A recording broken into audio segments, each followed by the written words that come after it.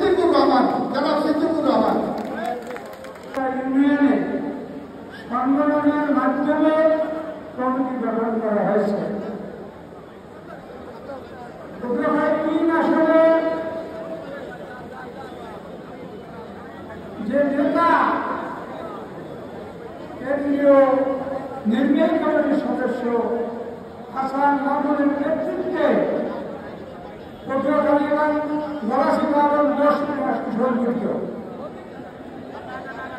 আমাদের union leader ছিলেন মজিবুর রহমান প্রথম সাহেবের নেতৃত্বে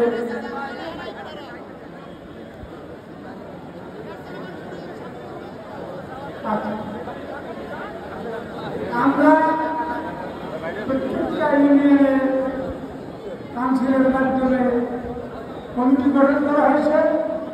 আমরা সুসংগঠিত, আগামী দিনের জন্য আমরা তৈরি আছি।